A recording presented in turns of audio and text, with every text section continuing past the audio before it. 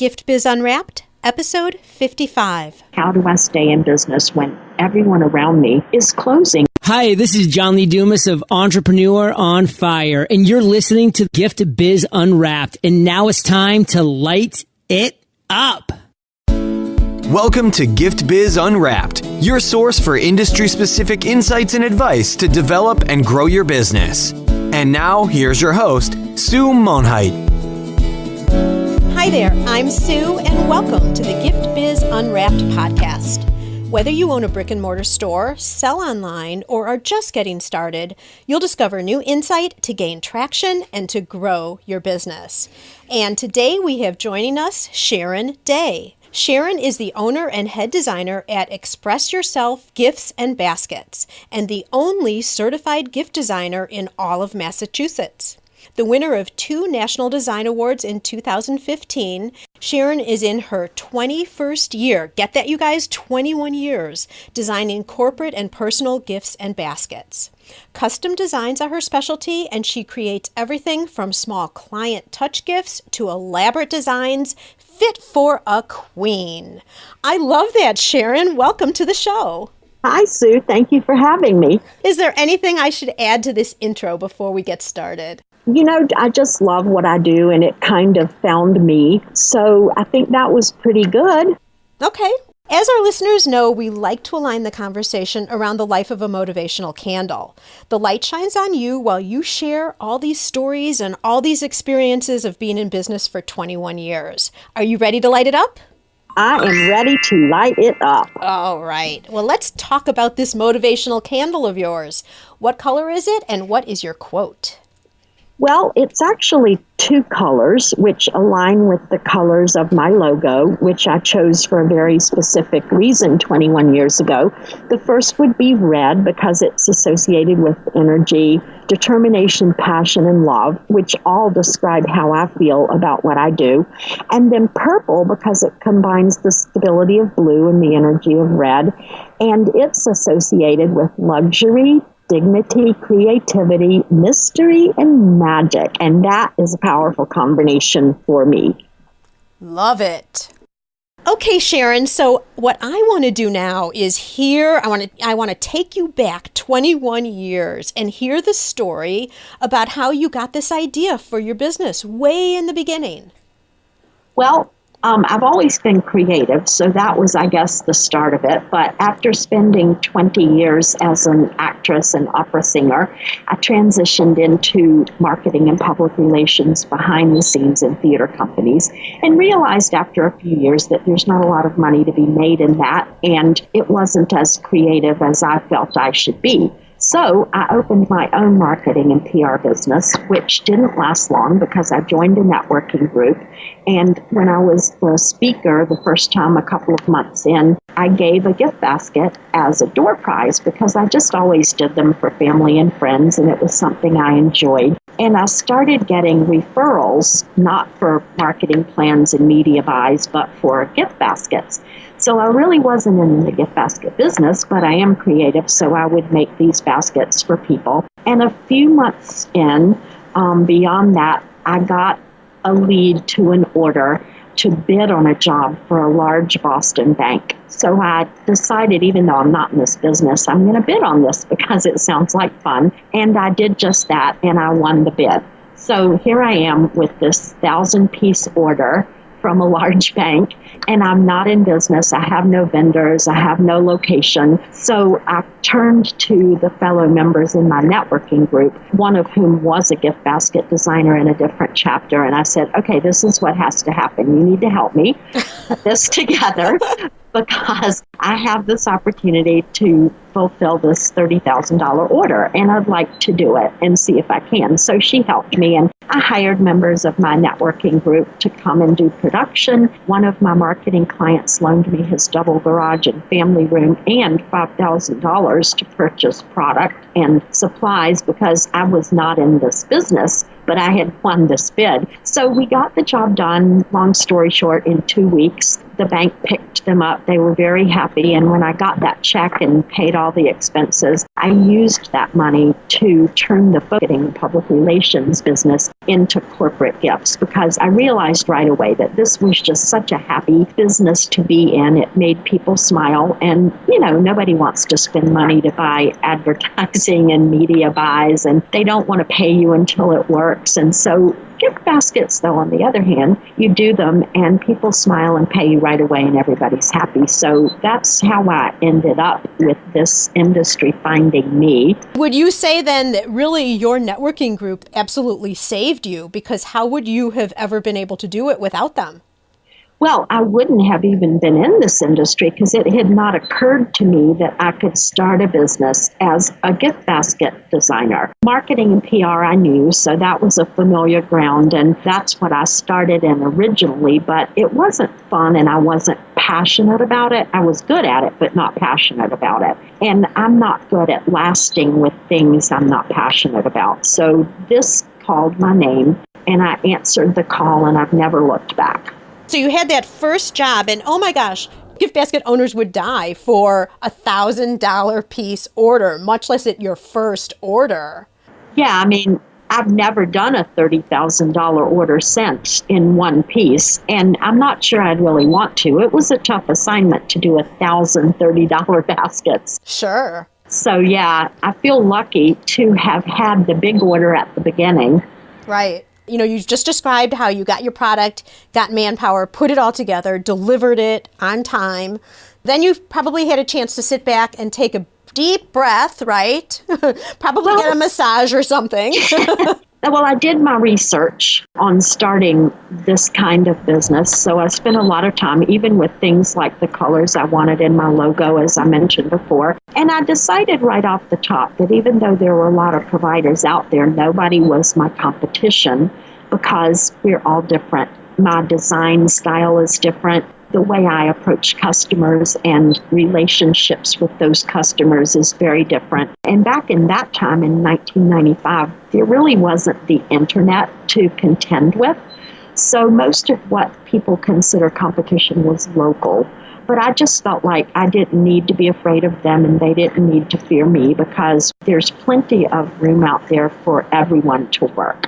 So, I felt good about the research I did when I started it. And I already had clients from my networking group, so that just grew.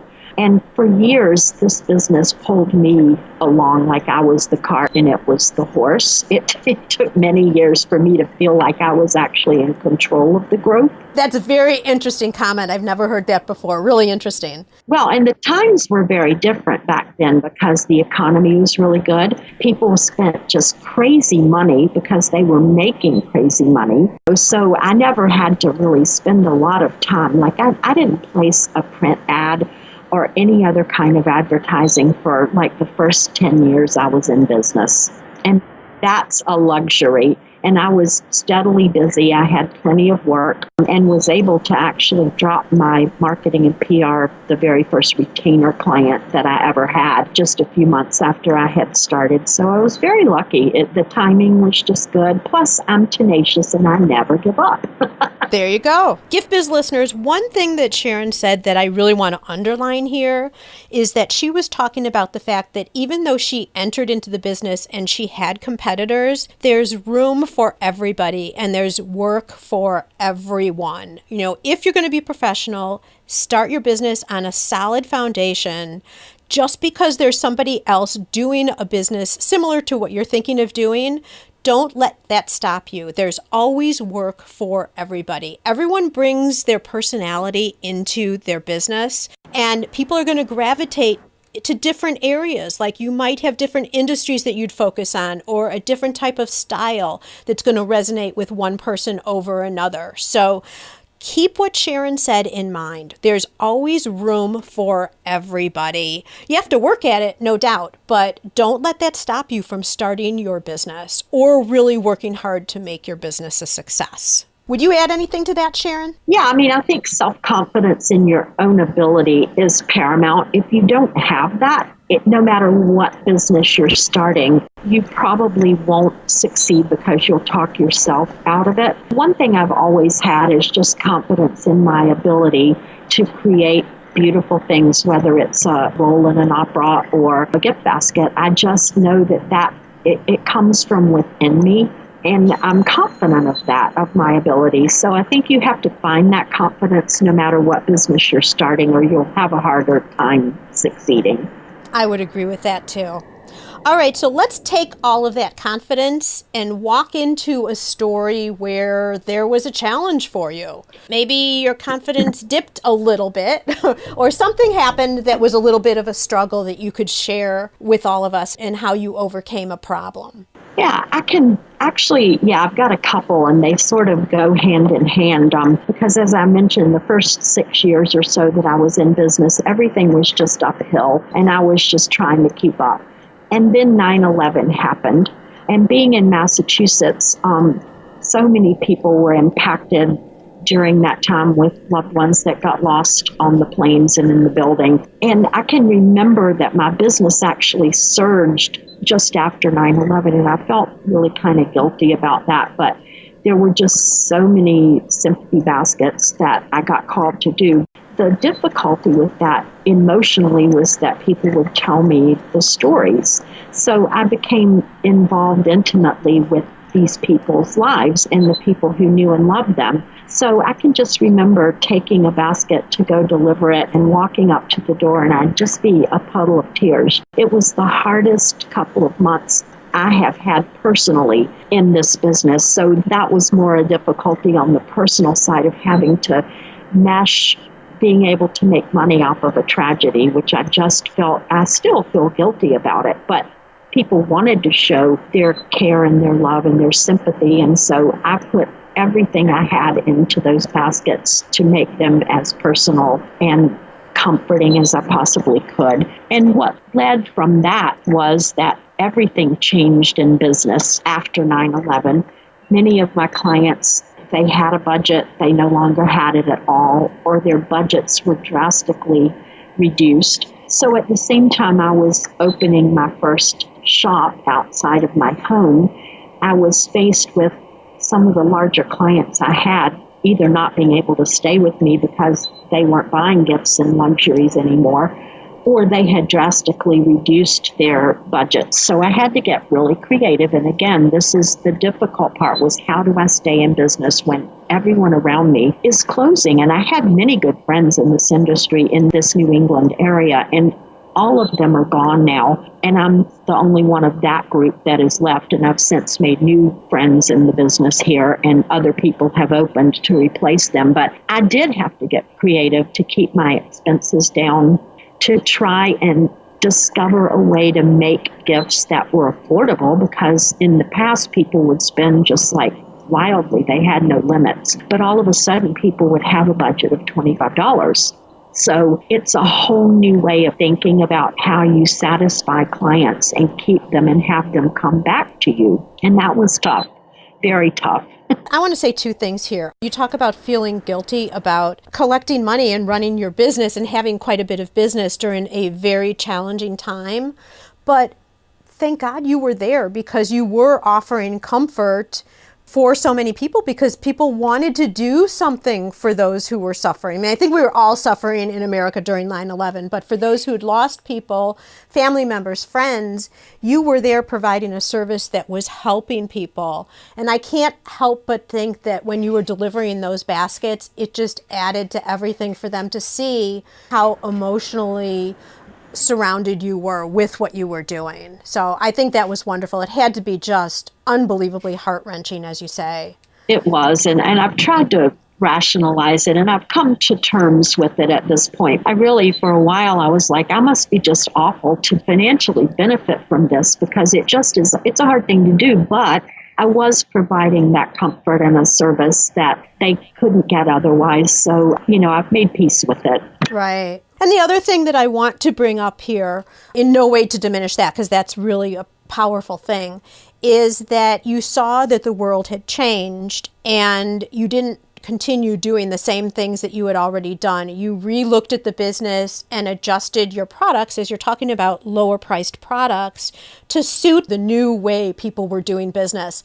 I remember during that time myself, businesses didn't even want to send gifts. I used to do a lot with banks. They didn't even want to send gifts because it just didn't look right. It didn't send the right message at that time. Right. And so what you were doing was adjusting to fit the new state of reality, if you will. Yep. That was another growth point, though, for me, because I discovered how much I truly love small gifts, because there's a place for them. There's a market for them that's underserved, and probably always has been, especially in good economic times. Nobody would even talk to you if you didn't want to drop $100. So I truly found that they're fun to do, and I love them. So I've now created even smaller gifts.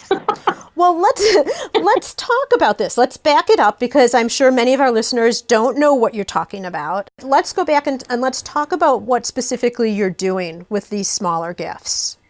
Well, in about 2014, I noticed a need within the real estate industry, which was coming back from a really disastrous few years. And people were starting to ask for small little tokens to take out and stay front of mind with their clients. And I happened to have a very deep relationship in real estate that I had built over many years. So people would come to me and ask me about, what do you have that's like $3 or $4 that I could take out with my card? So I saw the need. And since I love the little gifts, I figured, how could I do this and actually make money? Because you can't make money if you're doing $1 or $2 gifts. Face it, you got to make money in this industry. I came up with the idea of putting a club together, a pop by gift of the month club, or as industries outside of real estate would call it, a client touch gift, or a small way to stay in front of your clients on a monthly basis. So I just asked around in the real estate sphere that I'm part of. I said, would you want to join this club for free? It's not going to cost anything, and you only need to make a commitment of 10 gifts a month at $5 or under. So your maximum expenditure for marketing in a month with a pop-by gift would be $50. And I got such a great response that I've actually had to curtail adding new people to the club, because not only did people sign up like crazy, 75 within the first month, committing to 10 apiece, but they could always up their order. That was always something I wanted them to be able to do, is order more. And so now it has expanded out beyond real estate into other industries as well. And some of them order up to 100 every single month. So that's why I had to stop adding people to the club at this point, because honestly, if I wanted to make this a full-time company all on its own, I could. But I like the balance of the small gifts and the big, showy, fabulous gifts fit for a queen or king. Sure. I mean, the thing that's so great about your club is, number one, by being a club, I think people are feeling committed, right? Yep, Do they have to sign for a certain duration? They have to give me a credit card that I keep on file, so I bill them monthly, because the thing is, you don't want to have a lot of extra time taken up with either labor or things like billing. So they do give me a credit card. I do it annually, so they commit to a year. I'm not hard and fast. If somebody's having a tough time, like one of my clients this past month called and said, can I just not get them this month? I'm having some challenges. And I'm like, sure, that's fine. And in the beginning, I think I gave them an opportunity to opt out for 4 of the 12 months, but nobody did. So I just dropped that and figured I'd handle it on a case-by-case basis. But largely nobody on a consistent basis doesn't want them. So how many people are part of the club now? I have 125. 125 people are part of this club. Yeah. And all right, so we'll just, and it's going to be at least a minimum of $50 per month. We know that some of it's more. Yep. How awesome is that? Because this then is revenue that you can count on to pay your expenses every single month. And it's another income stream, because I fully believe that in any business you're in, you need to have different income streams, because if one of them goes, it's like, don't put all your eggs in one basket. That's kind of funny because I said basket. But honestly, you need to have different income streams because things change from time to time. And if you lose your only income stream, you're left holding the bag and you won't be in business. So I try to find different ways to bring income in at all levels so that I will stay in business no matter what happens around me. Absolutely. So now, do you have a waiting list for people who want to join the club? I have not actively marketed it. So occasionally I will have someone call and ask if they can be a part of it. And usually I say yes, but it's on a onesie kind of basis. I haven't had a whole influx of people wanting to be part of it because I haven't advertised it. I only advertised it originally through word of mouth, just from people that I knew and they told people they knew. And that's how I ended up with the first 75 people in the club. That was in 2014. So in 2 years, I've added another 50 people to it because I'm able to better handle them now that I'm in a routine of doing them because they come every single month.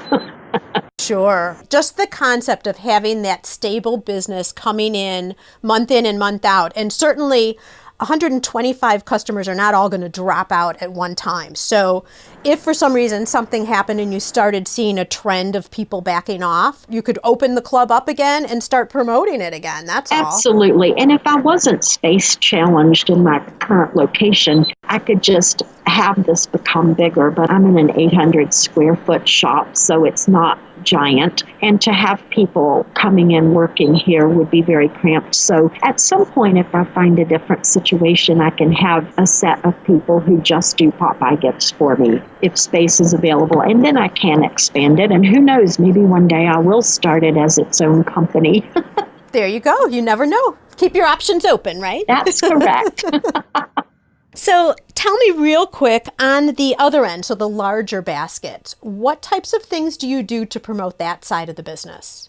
Again, almost 100% of my promotion at this point is word of mouth or through MailChimp, kind of like people who sign up on my email list or my Facebook. I get a lot of business from my Facebook business page. After 21 years, I don't look to find that many new customers because I've been able to manage to retain the ones that I've had. And the word of mouth gets me all the new clients I can really handle. That's fabulous. And we always talk in marketing that the best prospects are your current customers. So, Absolutely. And as long as you are servicing them, providing value, continually freshening it up with probably new products in the baskets or, just keeping things current, you can retain that business for a long, long time. Yeah, and since I do all custom work, nothing is ever the same. Like no one's ever going to order 2 baskets from me 3 months apart or 3 years apart and get the same basket they got before. That's never going to happen. So I quiz my customers and ask them questions about the recipient so that every single gift is unique. So is that how you make your customers feel valuable and important because everything they're giving is really unique, one of a kind? It is. And so often I get my customers call me and they will say stuff like, how did you know they liked that? And I'm like, I don't know. I just asked you questions and I kind of get a picture in my head and a feeling about it. And I go from there. And sometimes I hit it out of the park and, get something they didn't even know I would put in a basket that the recipient was going to love. But I try to make it very personal. And I've built really strong relationships with my customers throughout the years. I don't really have a lot of customers that just buy a basket. They don't buy them online from me. Generally, most of my customers are in the New England area and they call me or email me or text me. We have that kind of a relationship where we know each other pretty well at this point. One-on-one relationships. Yeah, absolutely. They know you, and that's probably how you keep business so often because, why would anybody go to anybody else? They know you, they feel good about what you're doing.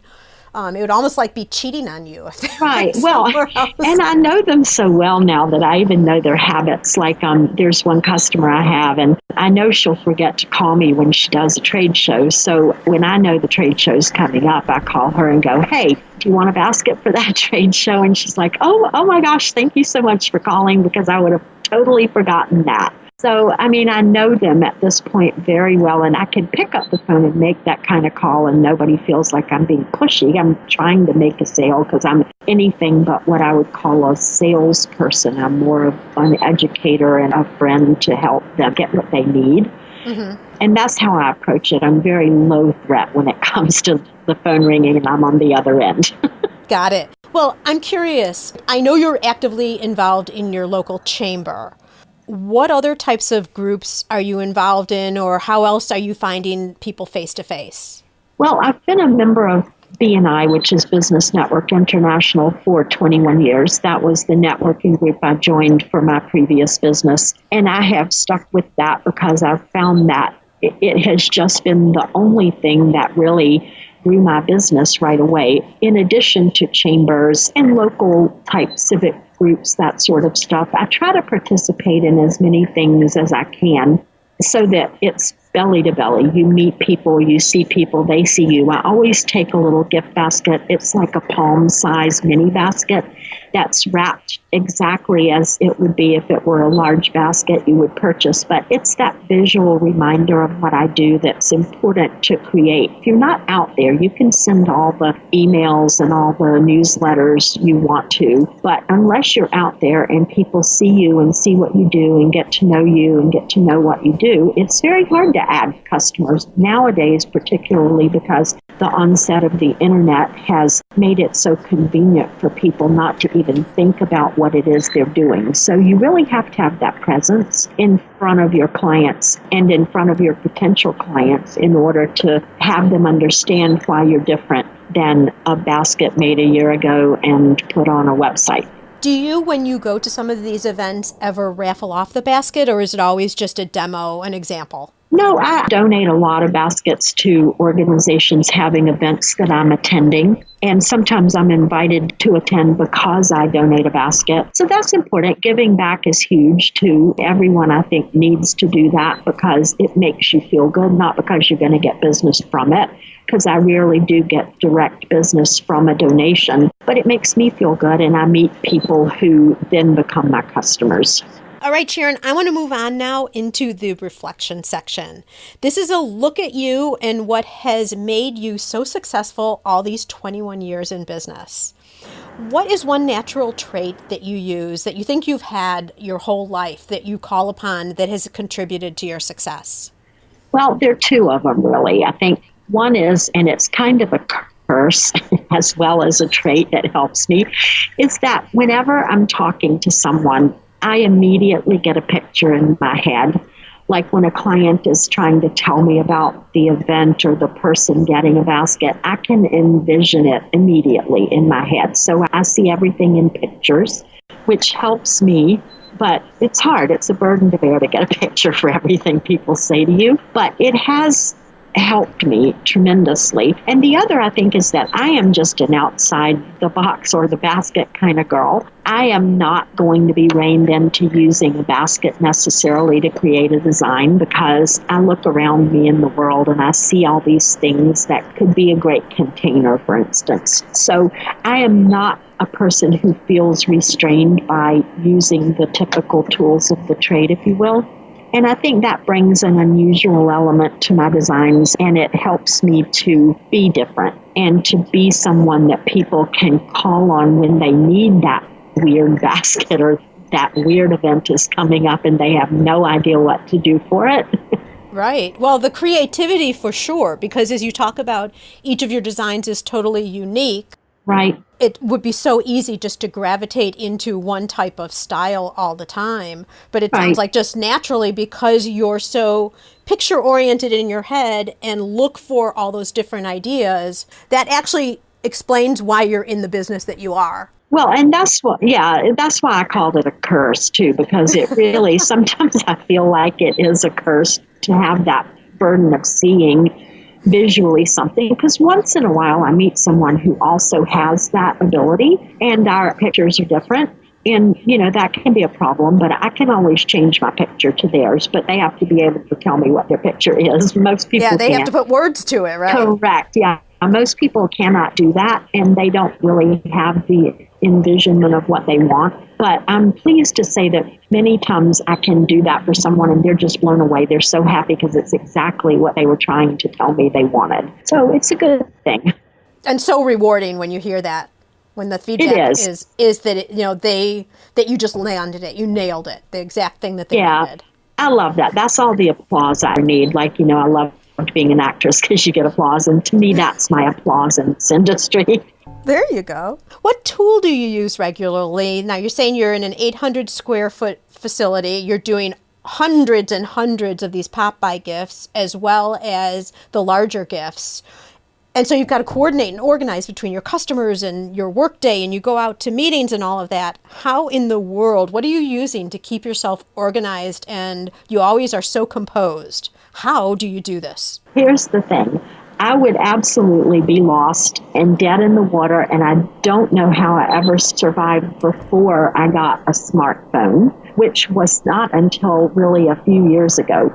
But I use it daily for taking orders, creating invoices, running credit cards, taking beautiful pictures, keeping my schedule, and I even have a program that allows people to sign for their gifts on my phone. What are you using? It's a Samsung Galaxy 4, actually. It's not even the most modern Samsung Galaxy phone, but it does everything I need, and it keeps me from being restricted. Like, I have a credit card processor right on it, so if I'm at an event and I happen to have a table and I'm selling products, I can just make it a one-step sale so that I'm not going back after the fact and trying to do invoices or do billing. So it has cut my time probably more than in half by not having to load up a laptop or take it with me and start it up and have to find, the connection and all of that. It's just, I don't know how I ran this business without a smartphone from the get-go. Is there one particular app or something that you're using on that phone that you think some of us might not know about that would be a good recommendation? Absolutely. One of them is called Invoice Simple. So it allows me to invoice someone right on the spot. And I can actually, if they have an air printer, I can just send it right to them while I'm there making the delivery. Sometimes they request that so they can pay me up front, which is really nice if it's a quick order or a quick turnaround. So that's been useful. And then Expensify is another one that I use to track my mileage, because that's important for my CPA every year to know where I drove and what were my personal miles and my business miles. So those are two of the ones that I find are very helpful. Wonderful. Thank you so much for that. Have you read a book lately that you think our listeners could find value in?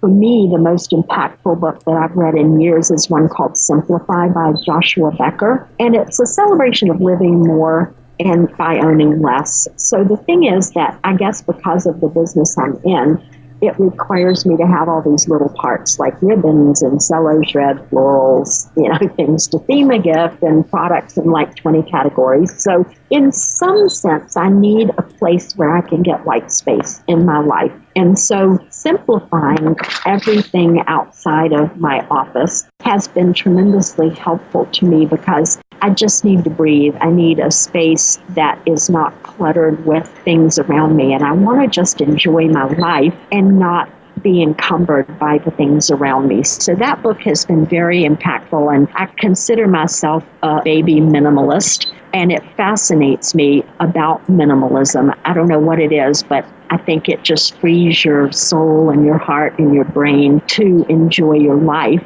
and not be surrounded by the stuff that is really just stuff. So if we were to go to your house and walk in, like, are all your counters clean and all your drawers organized and no clutter anywhere? I said I was a baby minimalist, so everything in baby steps, because being part of the baby boomer generation, we were brought up to think that your success was judged by the things you owned. And somewhere along the way, I departed from the baby boomer philosophy and sort of more adopted the millennial philosophy of, you don't need to have all that stuff. You can live simply and just have what you use every day. And so I've adopted a philosophy that if things are not beautiful or useful, they're gone. It's a process of parting with things that you think you need and really you don't. So we have a place in our house where we put things, and if we don't use it in a month, then it goes away. My husband fights me on this a lot because he would keep everything. He still buys into the baby boomer way of thinking. So my house won't be totally decluttered because his things are there, and I don't feel it's my job to throw his stuff away. But good point. personally, I have shed so much stuff in the last year that I'm already feeling lighter and brighter and full of happiness. So it's a process. Yeah, I love that. I've been thinking about, I look at my closet and I'm thinking, some of this just has to go because I don't use it. Maybe I'm just going to have to read this book. That's all. It's a wonderful book. And Gift Biz listeners, just as you're listening to the podcast today, Sharon's book, Simplify, might be available on audio. I've teamed up with Audible, and you can get an audio book for free. All you need to do is go to giftbizbook.com and make a selection, and maybe it will just be Simplify. Okay, Sharon, I would like to invite you now to Dare to Dream.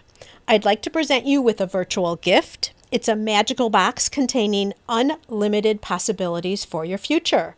This is your dream or your goal of almost unreachable heights that you would wish to obtain. Please accept this gift and open it in our presence. What is inside your box?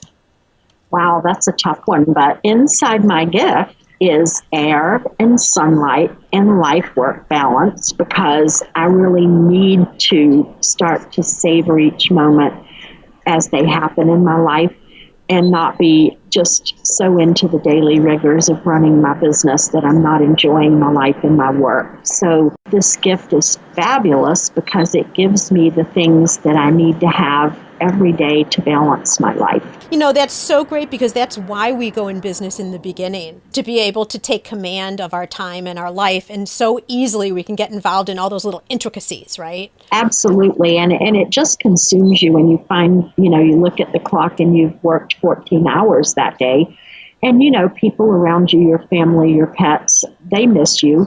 And I find myself caught in that cycle way too often. And the older I get, I try to really find time to just decompress from the business, because it will consume you if you let it. Sure. And recognizing it is the first step to having that dream come true. Right? Absolutely. And being a minimalist. There you go. Minimize the business so that I can enjoy my life. So Sharon, what would be the best way? We're going to put on the show notes page all the different contacts that you've given me already before we did the interview. But if someone is just listening right now, cleaning up their closet maybe, after listening to what we had to say, what would be the best way for someone to get in touch with you if they wanted to learn more about you or possibly order a gift basket? I think that I would recommend my Facebook business page at Facebook/Express Yourself Gifts, because I'm on there daily. All of the new designs that I make get posted there right away. It's so much simpler and quick to do that daily than it is to put it up on a website or any other social media outlet. So Facebook for me is the best way, and I'll respond immediately as well to people's requests. Super. That's perfect. Thank you so much, Sharon. What great information. This whole idea of pop-by gifts is huge. Huge, because the way it can stabilize your business, all of that, and really that's part of having a good, solid platform for moving forward and growing a business. So thank you so much for sharing in detail a lot of that information and everything else you've shared. I know you've brought great value to our listeners, and it has been absolutely fabulous having you on. I wish you a light, sunshiny, airy day, and may your candle always burn bright. Thank you so much for having me, Sue. Learn how to work smarter while developing and growing your business. Download our guide called 25 Free Tools to Enhance Your Business and Life. It's our gift to you and available at giftbizunwrapped.com/tools. Thanks for listening, and be sure to join us for the next episode. Today's show is sponsored by the Ribbon Print Company. Looking for a new income source for your gift business? Customization is more popular now than ever. Brand your products with your logo, or print a Happy Birthday Jessica ribbon to add to a gift right at checkout. It's all done right in your shop or craft studio in seconds. Check out theribbonprintcompany.com for more information. After you listen to the show, if you like what you're hearing, make sure to jump over and subscribe to the show on iTunes. That way you'll automatically get the newest episodes when they go live. And thank you to those who have already left a rating and review.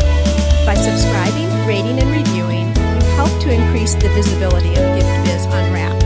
It's a great way to pay it forward to help others with their entrepreneurial journey as well. Would you like to be on the show? Or do you know someone who can provide valuable insight from their experiences? If so, we'd love to hear from you. All you need to do is submit a form for consideration. You can access the form at giftbizunwrapped.com/guest.